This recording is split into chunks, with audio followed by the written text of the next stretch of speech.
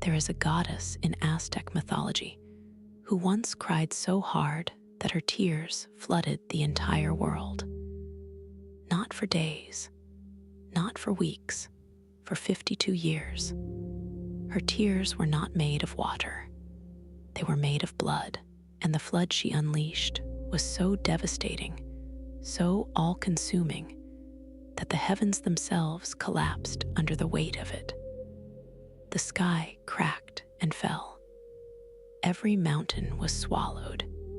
Every valley was drowned, and every single human being alive at that time was transformed into a fish, their bodies dissolving into scales and fins as the crimson waters rose above the tallest peaks.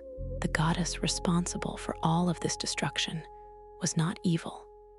She was not vengeful. She was heartbroken. Her name was Chalchiuhtlicue, which translates from the ancient Nahuatl language to she of the Jade Skirt. And she was, paradoxically, one of the most loving and tender-hearted deities in the entire Aztec pantheon. She was the goddess who watched over newborn babies as they took their very first breath. She was the goddess who blessed the waters that cleansed a child's body 4 days after birth, whispering sacred words over the infant's fragile skull. She was the goddess who farmers begged for mercy during the dry season, praying that she would release her underground rivers and let the maize fields drink. And yet, this same gentle, nurturing figure once held the title of the sun itself, the very source of all light in the world, and she destroyed that world completely because someone told her that her love was not real, that her kindness was a performance, that every drop of compassion she had ever shown was nothing more than an act to win the admiration of the humans she cared for. Tonight, we are going to walk through her story from beginning to end. We are going to explore the world she came from, the civilization that worshipped her, the myths that defined her, and the rituals that kept her memory alive for centuries. We are going to descend into the creation story of the Aztec universe, where 4 gods built the world from the body of a sea monster, and then destroyed it again and again, each time creating a new sun and a new humanity, only to watch them fall. We are going to witness the most devastating flood in Aztec mythology, a cataclysm of blood-red tears that lasted half a century and turned every man, woman, and child on Earth into a swimming fish. We are going to stand beside the Aztec midwife as she bathes a newborn baby in sacred water, whispering prayers to the goddess who would watch over that child for the rest of its life. And we are going to travel to the Pyramid of the Moon at Teotihuacan, where a 20-ton stone goddess has waited in silence for nearly 2,000 years, her jade green skirt carved into the volcanic rock, her eyes still gazing out over the Avenue of the Dead. This is the story of Chalchiuhtlicue, the water goddess, the son of the 4th age, the protector of mothers, children, and the dying, the deity who could give life with one hand and drown the entire world with the other. To understand Chalchiuhtlicue, you first have to understand the world she inhabited. Not the mythological world of gods and cosmic battles, but the physical, geographical reality of central Mexico, where the Aztec civilization rose to power. The Aztecs, who called themselves the Mexica, built their empire in the Basin of Mexico, a high-altitude valley ringed by volcanic mountains and dominated by a series of interconnected lakes. Their capital city, Tenochtitlan, was constructed on an island in the middle of Lake Texcoco, and at the height of its power, it was home to somewhere between 200,000 and 300,000 people, making it one of the largest cities on Earth at the time. But the basin itself was semi-arid. Rainfall was seasonal and unpredictable. The months between November and April brought almost no rain at all, and the months between May and October could bring anything from gentle showers to catastrophic floods that swept through the valley with terrifying speed.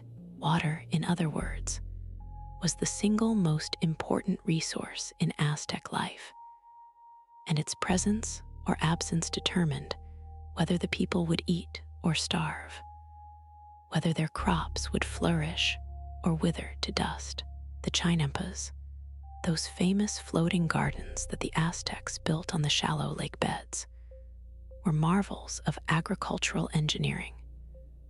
Rectangular plots of cultivated land created by piling up layers of mud, decaying vegetation, and lake sediment onto wooden frames anchored to the lake bed.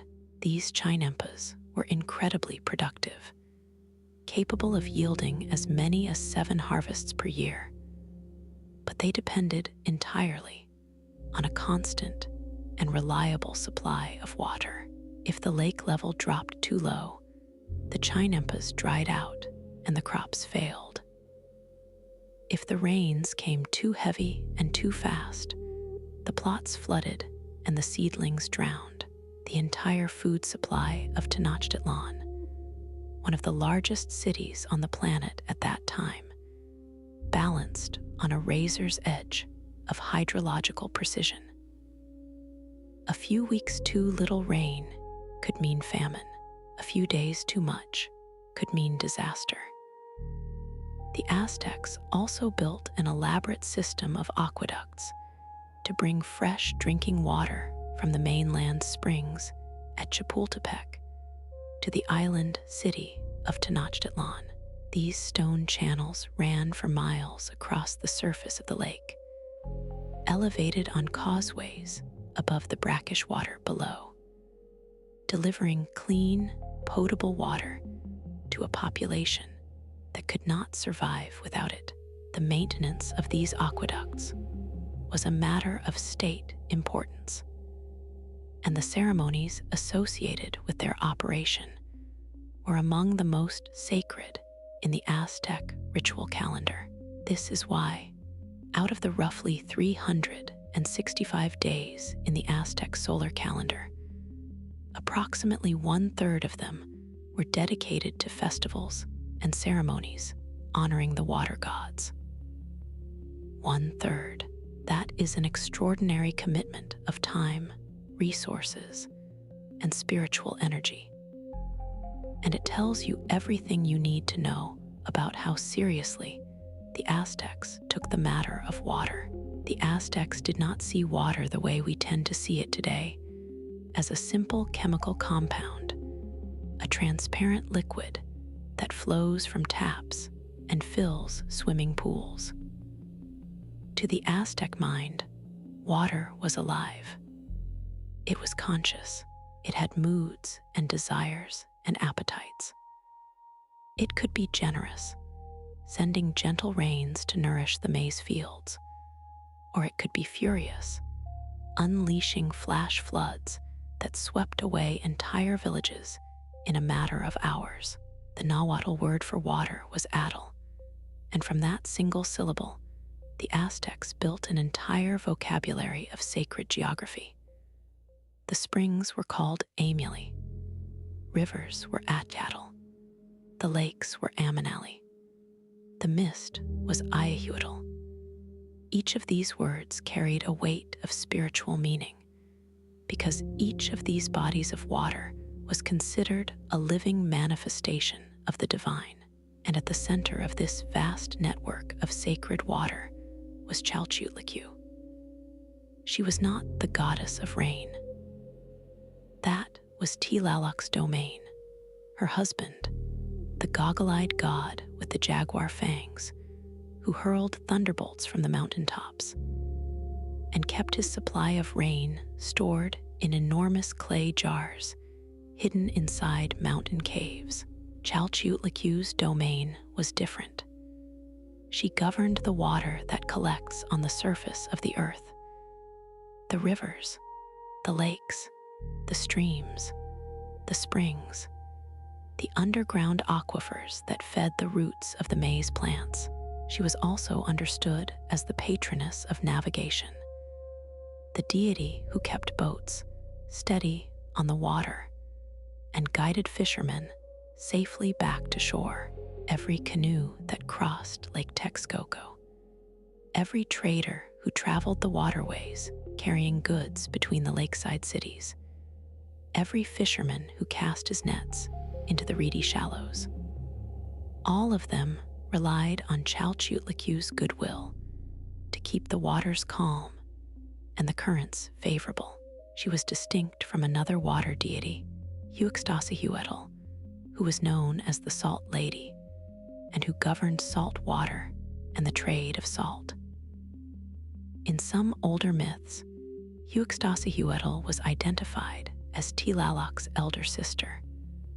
But over time, the attributes and stories of the two goddesses became somewhat blended, a natural result of centuries of oral tradition and the gradual evolution of religious belief. If Tlaloc was the sky's gift of water falling downward, Chalchiuhtlicue was the earth's gift of water rising upward, seeping through the soil, bubbling up from hidden places, carrying life wherever it flowed. Together, the two of them represented the complete cycle of water, from cloud to ground to river to sea and back again. And together, they ruled over a paradise called Tlalocan, a lush and fertile afterlife realm where the trees were always green, the flowers were always blooming, and the springs never ran dry. But Chalchiuhtlicue's story does not begin with rain and rivers. It begins in the void before creation, in the darkness before the first sunrise, when the universe was nothing but an endless expanse of black water stretching in every direction. According to Aztec mythology, the very first being to exist was a god called Omteotl, a deity of pure duality who was simultaneously male and female, light and dark, life and death, creation and destruction. Omteotl existed in the 13th heaven, the highest level of the cosmos, and from the endless creative tension between its two halves, 4 sons were born. These 4 sons were the Tezcatlipocas, each one associated with a cardinal direction and a specific color. There was Quetzalcoatl, the feathered serpent, associated with the west and the color white. There was Huitzilopochtli, the hummingbird of the south, associated with the color blue. There was Xipe-Totec, the flayed one, associated with the east and the color red. And there was Tezcatlipoca himself, the smoking mirror, associated with the north and the color black. For 600 years, these 4 gods did nothing. They simply existed, waiting, gathering their strength. And then, at last, they began to build. The creation of the universe, according to Aztec belief, was not a single event, but a long, collaborative process. The 4 Tezcatlipocas worked together to create fire, to create the first humans, to create the calendar that would measure the passage of time. They built the heavens, 13 layers stacked one on top of the other. They built the underworld, 9 layers descending into darkness. And they created the other gods, the hundreds of lesser deities, who would each govern a specific aspect of the natural world. Among these newly created gods were Tlaloc and Chalchiuhtlicue, the Lord and Lady of Water, brought into existence as a matched pair, husband and wife from the very moment of their creation, according to the Codex Ramirez, a 16th century Spanish manuscript that recorded many Aztec religious practices. Chalchiuhtlicue and Tlaloc were created simultaneously by all four of the original Tezcatlapocas working together. This detail is significant because most of the other gods in the Aztec pantheon were created by only one or two of the original four.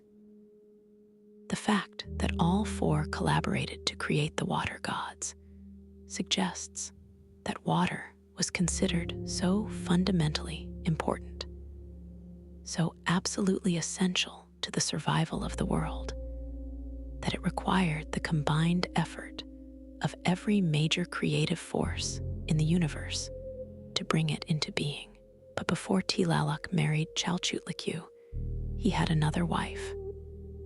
Her name was Xochiquetzal, which means flower precious feather, and she was the goddess of beauty, love, and fertility.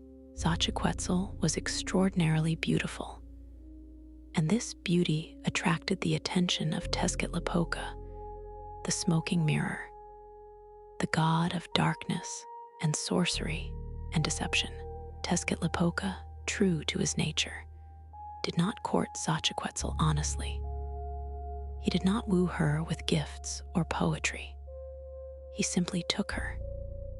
He stole her away from Tlaloc in an act of brazen disrespect that sent the rain god into a spiral of grief and rage. With Xochiquetzal gone, Tlaloc's sorrow was so profound that the rains stopped completely. The world withered. Crops failed. People starved. It was only after Tlaloc remarried, taking Chalchiuhtlicue as his second wife, that the balance of the world was restored and the waters began to flow again. In some versions of the myth, Chalchiuhtlicue is not Tlaloc's wife at all, but his elder sister. And the Tlalocs, the lesser rain spirits who serve as Tlaloc's assistants, are described as their shared children or dependents. These variations are not contradictions so much as they are reflections of the way Aztec mythology was transmitted orally from generation to generation, with each community adding its own nuances and interpretations to the core stories. Regardless of whether she was his wife or his sister, Chalchiuhtlicue shared Tlaloc's home in Tlalocan, and together they maintained the water supply that kept the world alive. Tlaloc controlled the rain that fell from the sky. Chalchiuhtlicue controlled the groundwater, the springs and rivers and lakes that sustained the earth below. And the Tlalocs, their helpers, were responsible for the practical work of distributing water across the landscape. The Aztecs imagined these lesser spirits living inside the mountains, where they kept enormous pots filled with water. When the time came for rain, the Tlalocs would break these pots, and the water would pour down the mountainsides and into the valleys below. Chalchiuhtlicue herself could pour out mountain streams or send gentle rains to nourish the crops. But she could also stir the waters into violent whirlpools, capsize boats, and drown anyone who offended her. When whirlpools formed on Lake Texcoco, the lake that surrounded the Aztec capital, the people blamed Chalchiuhtlicue, believing that the goddess was reaching up from the depths to claim someone for her own. Now, to understand Chalchiuhtlicue's most famous myth, you need to understand the Aztec concept of the five suns. The Aztecs believed that the world had been created and destroyed 4 times before the current age, and that each previous version of the world had its own sun, its own people, and its own catastrophic ending. The current world, the one you and I are living in right now, is the 5th creation, the 5th sun. And the Aztecs believed that it, too, would eventually be destroyed, this time by massive earthquakes. But before we get to the 5th sun, we need to talk about what came before. The first sun was called Chalchiuhtlicue, which means 4 jaguar. In this age, Tezcatlipoca served as the sun, but he could only manage to become half a sun, casting a dim and imperfect light across the world. The people of this era were giants who ate acorns and piñon nuts. Eventually, Quetzalcoatl, Tezcatlipoca's eternal rival, struck him down from the sky, and in his rage, Tezcatlipoca sent an army of jaguars to devour every living person. The first sun was dead. The second sun was called Chalchiuhtlicue, 4 wind. Quetzalcoatl took over as the sun and presided over a new world, but Tezcatlipoca, still bitter from his defeat, struck Quetzalcoatl down with a single blow, and the resulting hurricane winds swept across the earth with such force that they tore the people from the ground and twisted their bodies into monkeys. The second sun was dead. The third sun was called Chalchiuhtlicue, 4 rain. Tlaloc, the rain god, took over as the sun, but Tlaloc was still mourning the loss of his first wife, Xochiquetzal, and his grief eventually curdled into fury. He sent a rain of fire down upon the earth, burning everything to ash. The third sun was dead, and then came the fourth sun, Nahuatl, 4 water. And this is where Chalchiuhtlicue enters the story in the most dramatic way possible.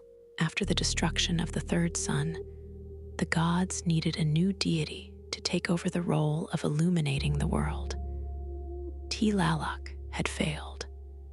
Tezcatlipoca had failed. Quetzalcoatl had failed, and so the responsibility fell to Chalchiuhtlicue, the water goddess, who was appointed as the fourth sun and given dominion over the entire world. For a time, things went well. The fourth sun was, by many accounts, the most peaceful and prosperous of all the ages. Chalchiuhtlicue loved humanity deeply and genuinely. She watched over the people with tenderness and care, ensuring that the waters flowed where they were needed, that the crops grew tall and strong, that the rivers ran clean and clear. It was during her reign that the Aztecs first began to use maize as a staple food, a detail that underscores just how vital her era was to the development of human civilization. The people ate a seed called syncope, and fish were abundant in every body of water. The fourth sun lasted, according to different accounts, anywhere from 312 years to 676 years, depending on which codex you consult. But Tezcatlipoca, the smoking mirror, was watching.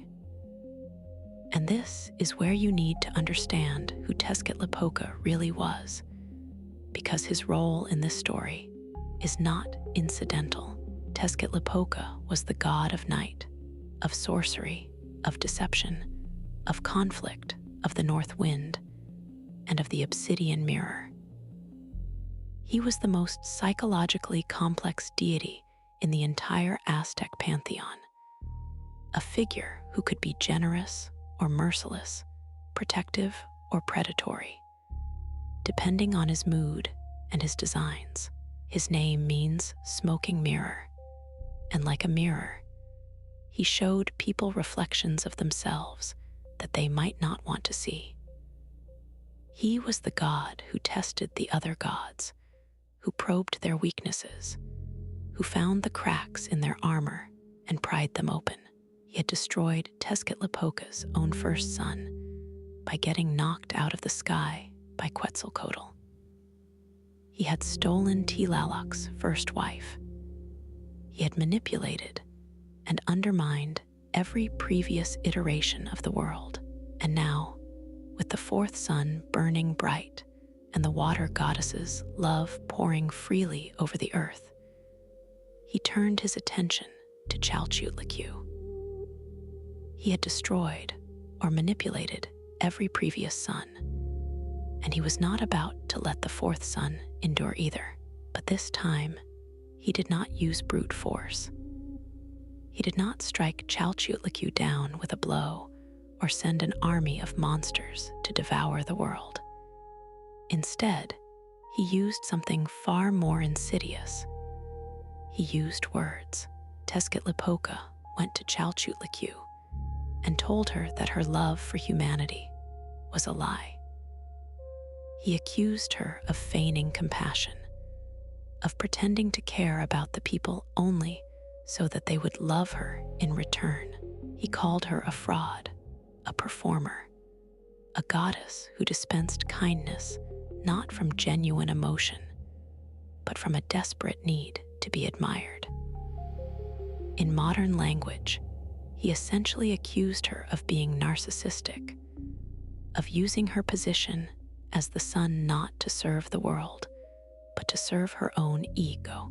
And this accusation, coming from the most cunning and manipulative god in the entire Aztec pantheon, struck Chalchiuhtlicue with devastating force.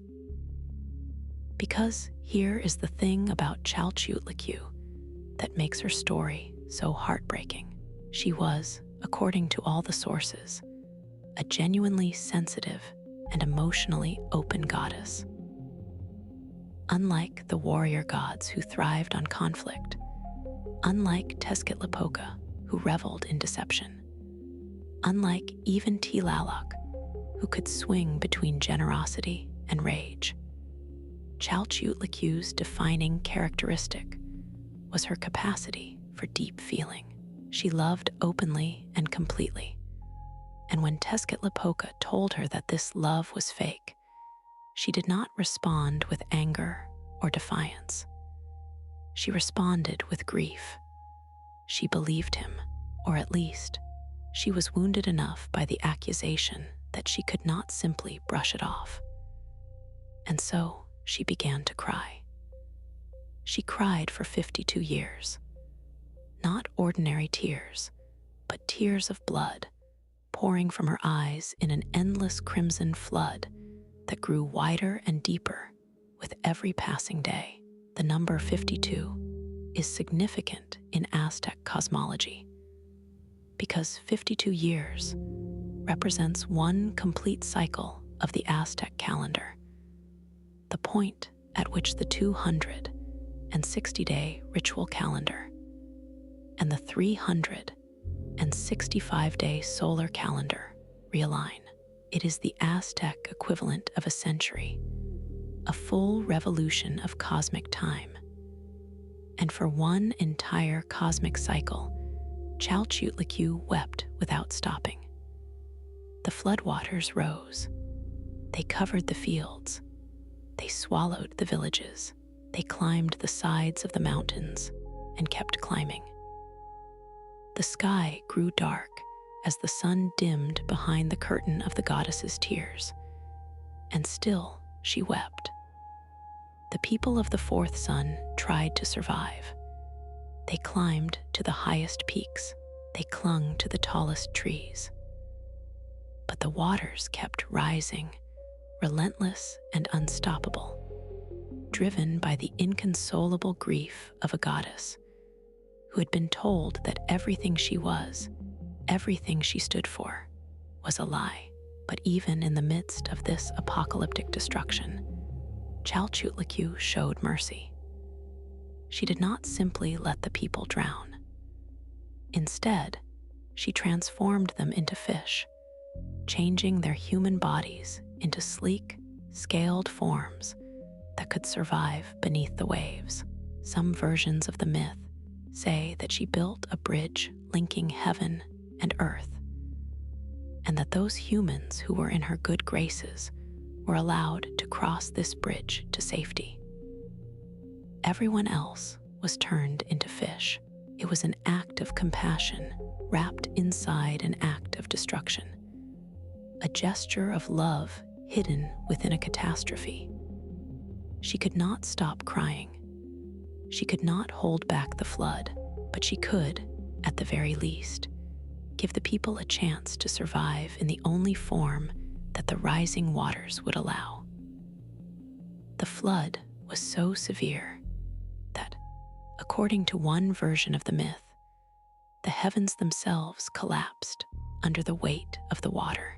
The sky buckled and fell, and Tezcatlipoca and Quetzalcoatl had to transform themselves into enormous trees, their roots dug deep into the earth, and their branches reaching up to hold the sky in place until Chalchiuhtlicue's tears finally subsided.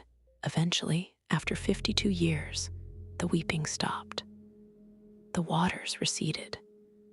The fourth sun was dead, and the world lay empty, a vast and silent wasteland of mud and rock and motionless water, waiting for the gods to build it again. What came next was the creation of the fifth sun, the age in which we currently live. But the creation of the fifth sun required an even greater sacrifice than any that had come before. The gods gathered at Teotihuacan, the great city that the Aztecs would later call the birthplace of the gods. And they asked for a volunteer to throw themselves into a massive bonfire and be consumed by the flames, thereby becoming the new sun. Two gods stepped forward.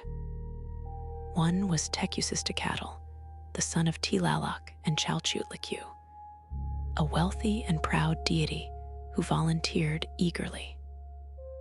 The other was Nanahuatzin, a humble, sickly, pimple-covered god whom no one expected to amount to anything. When the moment came, Tecusistecatl's courage failed him. He approached the fire 4 times, but could not bring himself to jump. It was Nanahuatzin who walked slowly and deliberately into the flames, sacrificing himself without hesitation. Tecusistecatl, shamed by the smaller god's bravery, jumped in after him. Nanahuatzin became the fifth sun, blazing bright across the sky.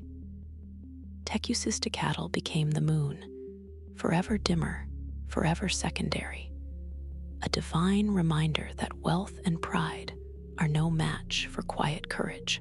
The story of the fifth sun's creation is deeply connected to Chalchiuhtlicue's story, because it was the destruction of her fourth sun that made the fifth sun necessary. Her tears did not just end a world, they created the conditions for a new one. Every sunrise in the fifth sun is, in a sense, a consequence of Chalchiuhtlicue's grief, a daily reminder that destruction and creation are inseparable, that the world we live in was born from the ruins of the world that came before. This story of the fourth sun reveals the essential duality that defines Chalchiuhtlicue's character. She is, simultaneously, a life giver and a life ender, a nurturing mother and an agent of total annihilation. And this duality is not a contradiction.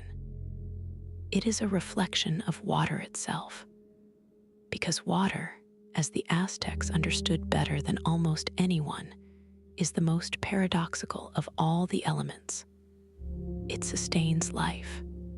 Without it, nothing grows. No crop can take root. No animal can survive. No human being can live for more than a few days. But water is also unpredictable and destructive.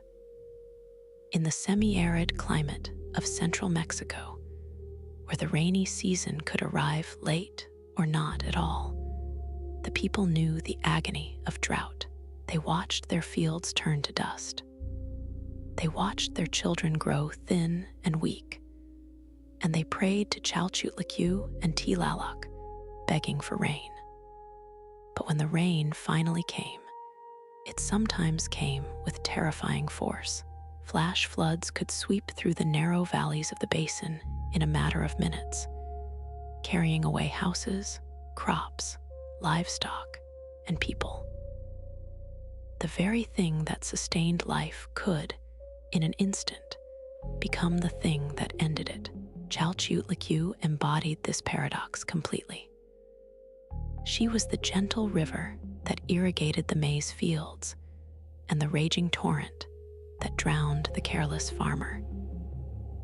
She was the cool spring that quenched a traveler's thirst and the whirlpool that pulled a fisherman beneath the surface of Lake Texcoco. She was the warm bath that cleaned a newborn baby's body and the endless flood that swallowed the world. The Aztecs did not see these opposing qualities as evidence of hypocrisy or instability. They saw them as the natural expression of water's fundamental character.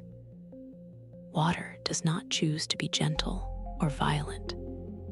It simply is what it is, flowing where gravity takes it, filling whatever container it finds, wearing away stone with infinite patience, or crashing through barriers with unstoppable power. Chalchiuhtlicue was the personification of all of this, the living embodiment of every drop of water on earth and beneath it. This duality extended to her symbolic associations as well. Like most Aztec water deities, Chalchiuhtlicue was closely connected to serpents. The snake, in Aztec cosmology, was a creature of transformation and power, shedding its skin and emerging renewed, moving fluidly between the earth and the water, between the surface world and the underworld below. The serpent's sinuous body mirrored the winding path of a river, and its ability to swim through water and slither across land made it the perfect animal companion for a goddess who bridged the gap between the aquatic realm and the terrestrial one. In one particularly striking myth, Chalchiuhtlicue was said to have eaten the sun and the moon, swallowing the two most powerful celestial bodies whole. While the details of this particular story are sparse, the image is unforgettable. A water goddess consuming the sources of light and darkness, absorbing their power into her own fluid body, reminding the other gods that water is older and more powerful than fire, than wind, than anything else in the universe. The Aztecs also drew a deep symbolic connection between water and the womb. The amniotic fluid that surrounds an unborn child was understood as a manifestation of Chalchiuhtlicue's power, a miniature ocean within the mother's body that protected and nourished new life. Birth in Aztec thought was an act of emergence, the child rising from the internal waters of the womb, just as the world itself had risen from the primordial waters of creation. This connection is why Chalchiuhtlicue was not simply a goddess of rivers and lakes, but also the patroness of childbirth, the guardian of newborns, and the protector of pregnant women. In her domain, water and life were the same thing, and the act of bringing a new human being into the world was, in a very real sense, an act of sacred hydrology. and it is in the realm of childbirth and infant care that some of Chalchiuhtlicue's most detailed and intimate rituals can be found. For the Aztecs, childbirth was not merely a biological event, it was a spiritual battle, and the mother was a warrior fighting for the life of her child. The Aztec midwife, called a Chalchiuhtlicue, was one of the most respected figures in the entire society, a woman who combined medical knowledge with religious authority, herbal expertise with priestly ritual. Months before the expected birth, the family would gather for a feast, something like a modern baby shower, at which the grandparents of the unborn child would formally select a midwife and entrust her with the safety of both mother and baby. The Chalchiuhtlicue took this responsibility with the utmost seriousness. She was part doctor, part priest, part therapist, and part guardian angel, and her skills had been passed down from mother to daughter, from teacher to apprentice, across generations of accumulated wisdom. As the due date approached, she would move into the pregnant woman's home for 4 or 5 days, monitoring the mother's condition and preparing for the birth. The birthing room was cleaned thoroughly because the Aztecs placed an extraordinarily high value on cleanliness and hygiene. The midwife would then prepare a steam bath in the temescal, a small, low-roofed sauna located just outside the home, using smoke-free firewood and aromatic plants to create a warm, relaxing environment where she could check on the position of the baby and ease the mother's anxiety.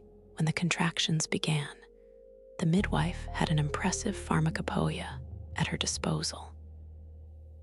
If labor was slow, she might administer tea made from Chalchiuhtlicue, an herb believed to help push the baby out. If that did not work, she would give the mother a drink made from the ground-up tail of a possum, a remedy that modern clinical trials have actually shown to be effective at inducing contractions. The Spanish friars who later observed these practices were horrified, calling them witchcraft. But the Aztec midwives were skilled practitioners of herbal medicine, and many of their remedies had genuine therapeutic value. The act of giving birth was conceived of as a battle, and the Chalchiuhtlicue would actually present the laboring mother with a miniature shield and spear, symbolic weapons for the fight she was about to endure. When the baby finally arrived, the midwife would let out a series of war cries, praising the mother for her courage and valor, just as a soldier would be honored after surviving a fierce engagement on the battlefield. Then came the first of several rituals dedicated to Chalchiuhtlicue. The midwife would cut the umbilical cord, which was understood as the physical link between the child and the divine realm. And then she would wash the newborn in water. This was not a casual rinse. It was a sacred act, performed with formal prayers and invocations spoken directly to Chalchiuhtlicue. The words recorded in the Florentine Codex, a massive 16th century compendium of Aztec customs compiled by the Spanish friar Bernardino de Sahagun, preserve what the midwife would say as she poured water over the crown of the baby's head. Here is the coolness, the tenderness of Chalchiuhtlicue, who is eternally awake. She never considers, never approaches drowsiness. May she go with you, may she embrace you, may she take you in her lap, in her arms, that you may continue watchfully on earth. These are among the most beautiful words in all of Aztec literature. They reveal a goddess who is not distant or terrifying, but intimate and protective. A divine presence who will hold the baby in her arms and keep it safe through the dangerous early days of life. Another version of the blessing, also recorded in the Florentine Codex, has the midwife saying, "My son, the gods Chalchiuhtlicue and Chalchiuhtlicue, who reign in the heavens, have begotten you in this light and brought you into this world full of calamity and pain. Take this water, which will protect your life, in the name of the goddess Chalchiuhtlicue." The water used in these rituals was not understood in the same way that Christians understand baptismal water. It did not wash away original sin or grant membership in a religious community. Instead, it awakened the child's spirit and invited the gods to take notice of the new life that had entered the world. It was a greeting, an introduction, a way of saying to the cosmos, "Here is a new person, small and fragile, and we ask the goddess of water to watch over them." 4 days after the birth, a second, more elaborate ceremony took place. The midwife would take the infant from its cradle near the mother and carry it to a pottery vessel filled with water, placed on a woven mat. She would then perform 4 separate rituals with the water. First, she invoked Chalchiuhtlicue and placed drops of water on the baby's mouth, telling it to receive the water it needed to live upon the earth. Second, she touched the baby's chest with her wet hand, invoking the purifying quality of water to cleanse the heart. Third, she sprinkled water on the baby's head, telling the child to let the water enter its body and dwell there. And fourth, she washed the child's entire body to keep evil away. After these 4 rites, if the baby was a boy, it was presented to the sky 4 times, and the midwife called upon the sun and the stars to make the child a brave warrior. If the baby was a girl, she was not presented to the sky, which was considered a masculine domain, but instead the midwife spoke to the cradle, asking the protection of the mother goddess. Then the child was given its name. The fate of the umbilical cord was also determined by the child's sex. If the baby was a boy, the dried cord was given to a warrior who would carry it to the battlefield and bury it in enemy territory. This was meant to infuse the child with the strength and courage of a fighter, since warfare was the primary occupation of Aztec men. If the baby was a girl, the umbilical cord was buried next to the fireplace inside the home, symbolically tying the child to the domestic hearth, to the warmth and nurturing center of the family. The placenta was always buried in a corner of the house, returning the organ that had sustained the child during pregnancy to the earth, from which Chalchiuhtlicue's waters rose. These rituals were not optional or casual. They were considered absolutely essential for the health and spiritual well-being of the child. An Aztec baby who was not properly bathed and blessed in Chalchiuhtlicue's name was believed to be spiritually vulnerable, exposed to illness and misfortune. And if a child did fall sick, the healers would call upon Chalchiuhtlicue once again, this time practicing a form of divination called hydromancy, in which they would gaze into a vessel of water, searching for the child's tonally, the spiritual essence or soul force that the Aztecs believed could become dislodged from the body during illness. The ripples and reflections on the water's surface would reveal whether the tonally was still connected to the child or whether it had wandered away. And the healer would use this information to prescribe the appropriate treatment. Women who died during childbirth were given a special honor in Aztec society. They were considered the spiritual equivalent of warriors who had fallen in battle because they had fought and lost in the ultimate struggle to bring new life into the world. A Spanish priest who lived among the Aztecs during the early colonial period observed that he had never encountered a society in which children were so deeply valued. And this reverence for children extended to an equally profound reverence for the women who risked their lives to bring them into existence. These women became spirits known as Chalchiuhtlicue, divine beings who accompanied the sun on its journey across the afternoon sky, from its zenith to the western horizon.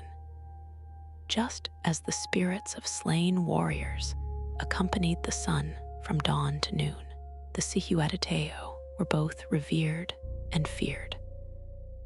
They were honored for their sacrifice, but they were also believed to haunt crossroads on certain days, causing illness in children and madness in adults.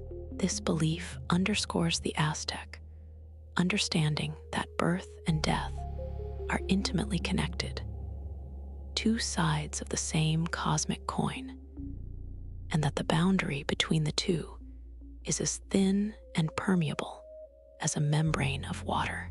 Chalchiuhtlicue and Tlaloc, together with their helper spirits, the Tlalocs, ruled over the paradisial realm of Tlalocan, a place described in the Aztec codices as an eternal springtime, a land of unending green, where flowers bloomed without ceasing, and the air was warm and gentle. Imagine a place where the rivers never dry up, where the fruit on the trees is always ripe, where the corn grows as tall as a person without anyone tending it, and where the temperature never drops below comfortable and never rises above pleasant. That was Tlalocan. The murals discovered at Teotihuacan depict this paradise in vivid detail, showing mountains from which water pours in cascading blue and red streams, fields of abundant crops irrigated by the flowing waters, and human figures playing games, telling stories, swimming, and singing beneath the canopy of a perpetual springtime. Some figures wave flowers, others dance.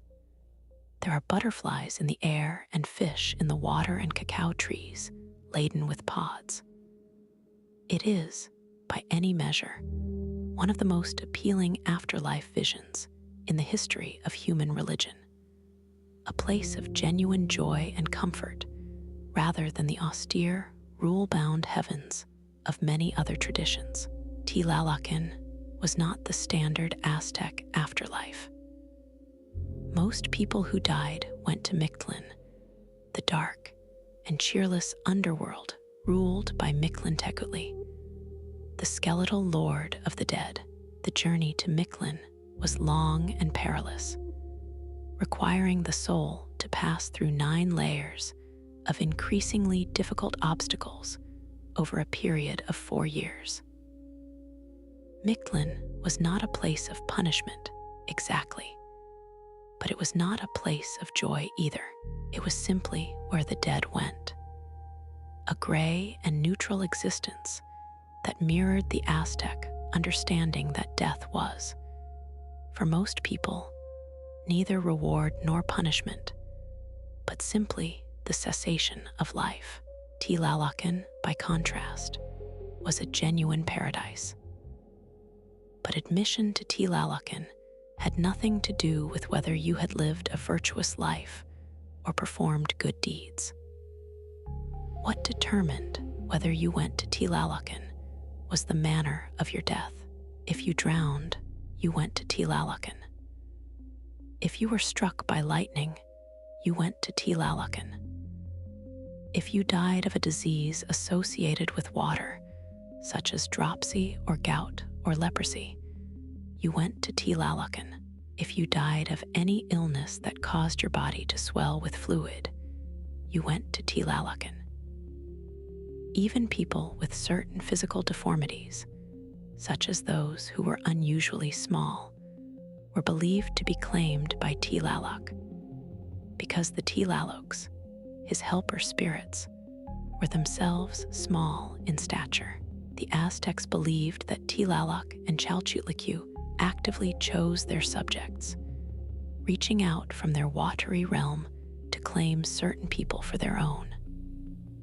A drowning was not an accident. It was a summons. The water gods had selected that person and called them home. The dead who were destined for Tlalcan were treated differently from all other dead. Unlike every other Aztec citizen who would be cremated upon death according to the standard funerary custom, those chosen by Tlaloc and Chalchiuhtlicue were buried in the earth. They were not burned. They were placed gently into the ground, with seeds planted in their faces and blue paint applied to their foreheads. The seeds were meant to sprout and grow, symbolizing the renewal of life in the paradise of water. The blue paint represented Tlaloc's domain, the color of rain and sky, and the deep waters of the sacred lakes. A piece of wood was buried with the body, and it was believed that this wood would sprout leaves and flowers once the person arrived in Tlalcan, marking their entry into the land of eternal spring. 5 of the 20 major festivals in the Aztec calendar were dedicated jointly to Chalchiuhtlicue and Tlaloc. The first and most dramatic of these was Chalchiuhtlicue, which fell in February and marked the beginning of the dry season. During Chalchiuhtlicue, the Aztecs performed sacrifices on the mountaintops, offering children to the water gods in hopes of ensuring that the rains would return when they were needed. The tears of the sacrificed children were considered auspicious omens because tears were water, and water was the substance of Chalchiuhtlicue's power. If the children cried freely, it was taken as a sign that the rains would come. These ceremonies were not acts of cruelty from the Aztec perspective. They were acts of cosmic maintenance, a form of payment to the gods who sustained the world. Life was understood as a debt, and the only currency that could repay that debt was life itself. Chalchiuhtlicue's primary feast was celebrated during the month of Quetzalcoatl, the 6th month of the Aztec calendar, which fell during the rainy season when the fields were beginning to ripen. The name Quetzalcoatl translates roughly to the eating of bean and maize porridge, a reference to the food that was prepared and consumed during the festivities. This was not a somber occasion. It was a time of communal joy, of gratitude for the rains that had arrived, of hope that the waters would continue to nourish the crops through the growing season. Families gathered together to cook the thick, hearty porridge of beans and maize that gave the festival its name, and the streets of Tenochtitlan were filled with music, dancing, and the fragrant smoke of copal incense rising into the humid air.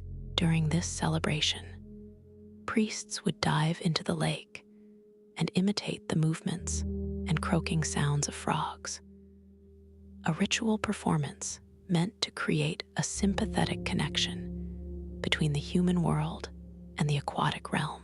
The frog, in Aztec thought, was one of Chalchiuhtlicue's sacred animals, a creature that lived at the boundary between water and land, between the visible world and the hidden world beneath the surface. The frog's song was the song of water, and by mimicking it, the priests believed they could encourage the rains to continue and the rivers to flow. Picture a line of priests, draped in ceremonial garments of blue and green, wading into the shallows of Lake Texcoco in the early morning light, bending their bodies into crouches and opening their mouths wide to croak like the frogs they considered sacred messengers of the water goddess. It must have been an extraordinary sight, both solemn and slightly absurd, a mixture of deep religious conviction and earthy physical comedy that captures something essential about the Aztec relationship with the divine. The gods were not distant abstractions. They were present in the mud and the reeds and the warm, murky water of the lake, and the way to reach them was not through quiet contemplation, but through physical imitation, through becoming, for a few sacred hours, part of the natural world that the gods inhabited. Offerings of jade were thrown into the lake waters for Chalchiuhtlicue and Tlaloc, because jade, known in Nahuatl as Chalchiuhtl, was the stone most closely associated with water. Its blue-green color mirrored the color of lakes and rivers, and its cool, smooth surface evoked the feel of water against the skin. Fresh reeds were brought to the temples, and new mats and decorations were woven for the sacred spaces dedicated to the water deities. The priests of Tlaloc fasted for 4 days, letting blood from their bodies each day. And at the conclusion of the fast, they took a series of ritual baths in the lake, purifying themselves in Chalchiuhtlicue's waters. The significance of jade in connection to Chalchiuhtlicue cannot be overstated. The Aztecs valued jade more highly than gold. When the messengers of the Emperor Moctezuma brought gifts to the Spanish conquistador Hernán Cortés shortly after his arrival on the coast of Mexico, the most precious items in the entire collection were 4 beautiful jade stones called chalchihuites. The Spanish, who cared only for gold and silver, were baffled by this.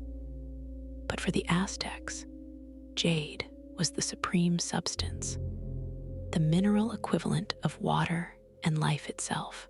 Its green color linked it to vegetation, to the young shoots of maize, to the fertile abundance of the earth.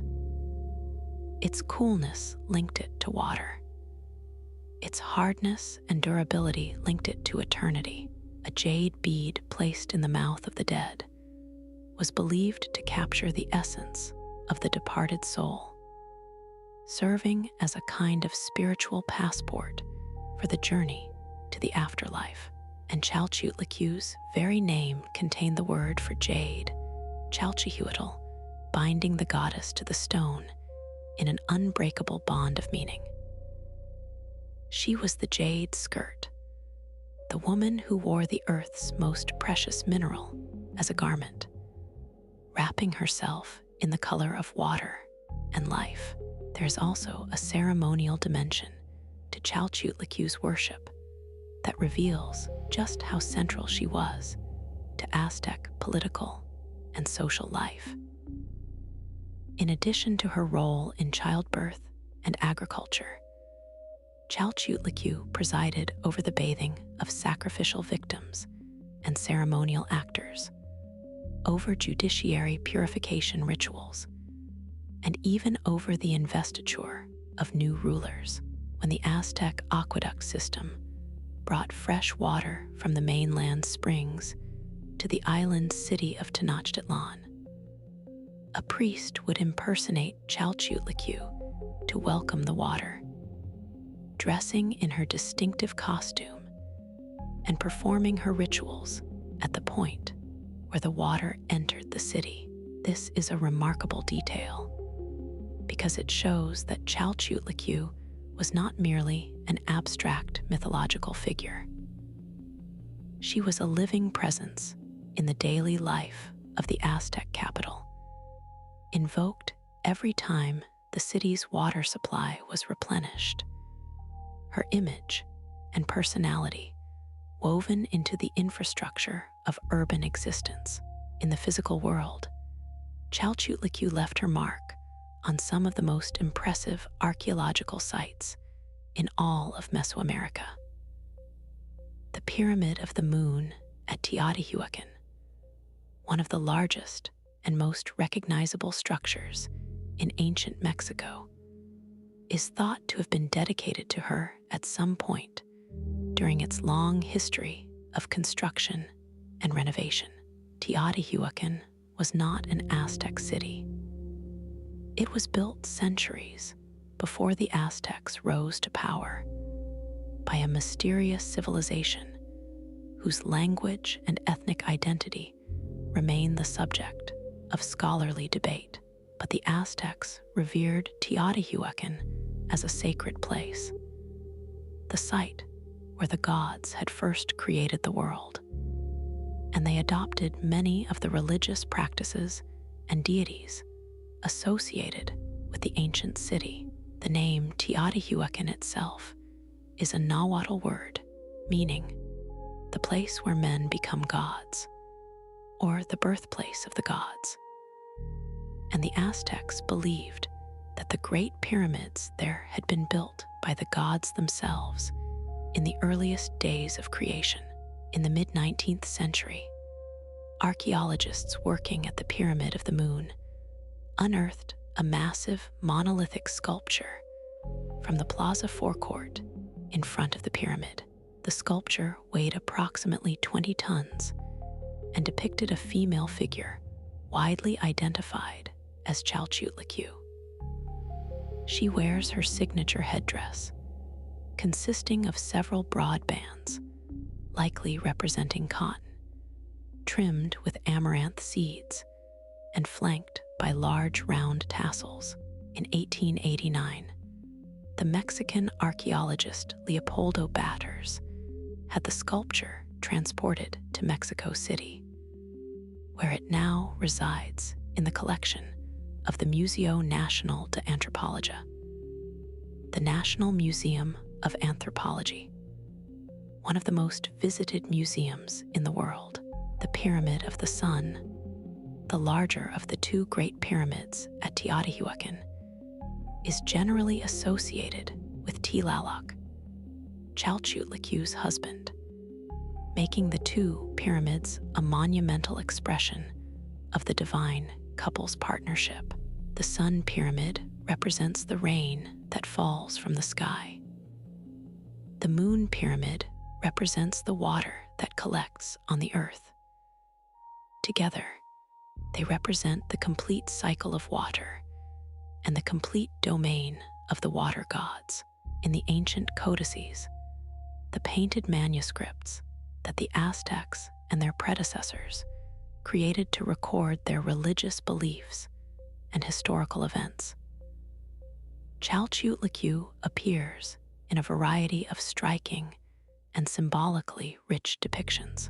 These codices were painted on sheets of bark paper or deerskin, folded accordion style into long strips, and filled with colorful images and glyphic writing that told the stories of gods, kings, and cosmic events. Reading a codex was not like reading a book. It was more like reading a map of the spiritual world, where every color, every posture, every costume element carried specific meaning that a trained priest could interpret at a glance. In the Codex Borbonicus, a 16th century Aztec manuscript. She is shown wearing an elaborate blue and white headdress, seated on a red stool with water flowing out from beneath it. A baby boy and a baby girl are depicted swimming in the water that pours from her body, a vivid illustration of her role as the guardian of children and the source of life-giving water. In the Codex Borgia, a pre-Columbian manuscript from central Mexico, she sits on a red throne with a river flowing outward from behind her body. Two figures stand in the water, and she gestures toward them, as if directing the flow of life itself. She wears a detailed yellow headdress, and her face bears the distinctive black lines and turquoise nose plug that identify her in Aztec art. In colonial era and pre-Columbian manuscripts alike, Chalchiuhtlicue is consistently depicted wearing a skirt made of blue-green fabric, the color of water and jade.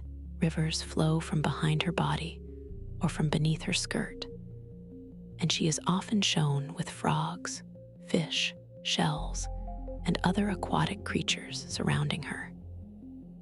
In some images, she is depicted as a river itself, with a prickly pear cactus growing from the water, its fruit symbolizing the human heart, the organ that the Aztecs considered the most sacred and powerful part of the body. This image, a river with a cactus and fruit growing from it, is one of the most potent visual metaphors in all of Aztec art, because it combines water, vegetation, and the human heart into a single, seamless symbol of life, fertility, and sacrifice. Several sculptures of Chalchiuhtlicue have been carved from green jade itself, the stone that bears her name, creating objects that are simultaneously works of art and embodiments of the goddess's essence. These jade sculptures are among the most prized artifacts of Mesoamerican culture, treasured by museums around the world for their beauty, their craftsmanship, and the spiritual weight they carry. Smaller stone sculptures, carved from volcanic rock, have also been found in household settings, suggesting that individual families kept images of Chalchiuhtlicue in private shrines within their homes. These domestic sculptures were not part of the grand public ceremonies performed at the temples. They were personal devotional objects, evidence that the worship of the water goddess was not confined to the priestly elite, but extended into the private, everyday lives of ordinary Aztec people.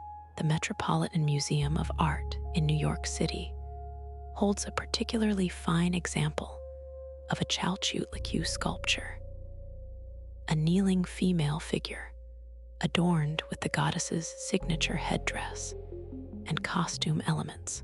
The museum's description of the piece notes that the water goddess symbolized the purity and preciousness of spring, river, and lake water used to irrigate the fields, and that, as a fertility goddess, she portrayed the Aztec ideal of fertile young womanhood.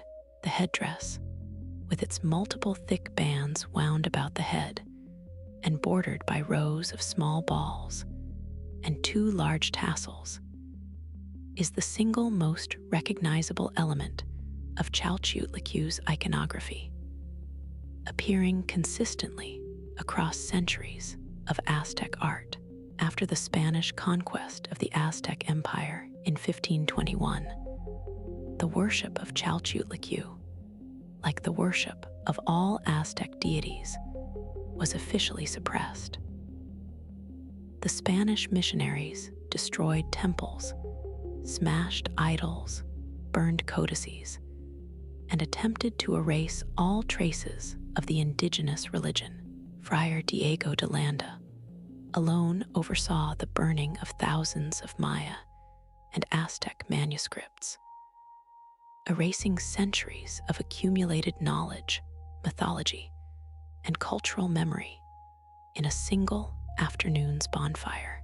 The great temple of Tenochtitlan, which had housed twin shrines to Tlaloc and Huitzilopochtli at its summit, was torn down stone by stone, and a Catholic cathedral was built directly on top of its foundations. The midwives who had invoked Chalchiuhtlicue during childbirth were persecuted as witches, their herbal remedies dismissed as sorcery, their ritual prayers condemned as pagan blasphemy. But the old beliefs did not disappear entirely. They went underground, blending with the imposed Catholic traditions in a process that scholars call syncretism. The water goddess, who had protected mothers and children and blessed the rivers and springs, found echoes in the Catholic veneration of the Virgin Mary, particularly in her manifestation as the Virgin of Guadalupe, who appeared to the indigenous convert Juan Diego on the hill of Tepeyac in 1531. Just 10 years after the fall of Tenochtitlan, the hill of Tepeyac had been a site of worship for Tonantzin, an Aztec mother goddess closely related to the same feminine divine energy that Chalchiuhtlicue embodied. The connections between Chalchiuhtlicue and the Virgin of Guadalupe are debated among scholars, but the emotional resonance is undeniable. Both figures are maternal protectors. Both are associated with the poor and the vulnerable. Both are depicted in blue-green garments, the color of water and jade and the sky. And both are loved with a fierce, personal devotion that transcends the boundaries of formal theology. In the Nahuatl-speaking communities that survive today in the mountains and valleys of central Mexico, water still carries spiritual significance. The springs that bubble up from the volcanic rock are still understood as gifts from the earth, still treated with reverence, still approached with a sense of the sacred that stretches back long before the arrival of Christianity. The Temazcal, the sweat lodge that Aztec midwives used to prepare women for childbirth, is still used in indigenous communities today, and the rituals performed inside it still carry echoes of the prayers that were once offered to Chalchiuhtlicue. Water remains the great equalizer in these communities, the substance that everyone needs and that no one can manufacture, the element that connects the living to the dead and the earth to the sky. Today, Chalchiuhtlicue endures in the cultural memory of Mexico. Her image appears in murals and sculptures, in academic studies and popular books, in museum exhibitions and school curricula. The massive monolithic sculpture from the Pyramid of the Moon remains one of the most visited objects in the National Museum of Anthropology, drawing visitors from around the world who stand before it and feel, even across the gulf of centuries, something of the awe and reverence that the people of Teotihuacan and Tenochtitlan once felt in the presence of their water goddess.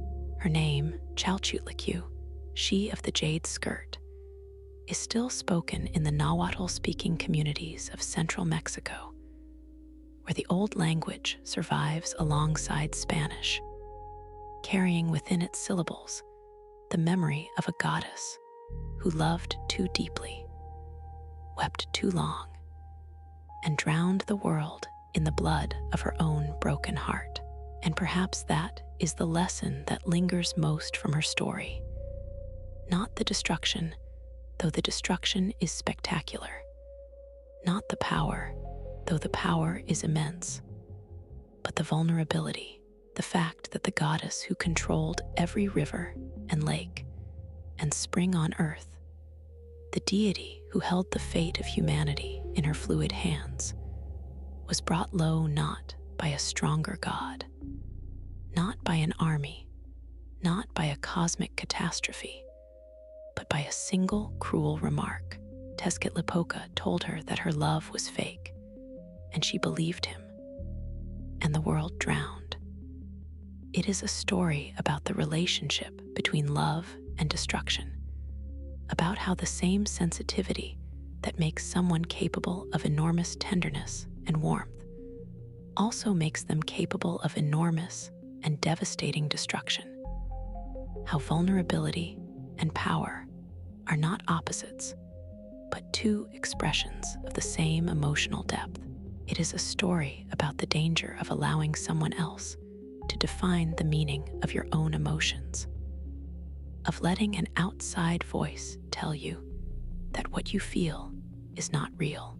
And it is a story about water, the element that makes all life possible, and that can, in a single flood, take all life away. Chalchiuhtlicue, the water goddess, the sun of the fourth age, the protector of newborns, and the destroyer of worlds. She of the Jade Skirt, who wore the most precious stone on earth as casually as a garment, and who wept an entire civilization into the sea. She is still here, in every river that nourishes a field, in every spring that rises from the dark earth, in every drop of water that touches the forehead of a child being welcomed into the world. She is still here, and she is still watching.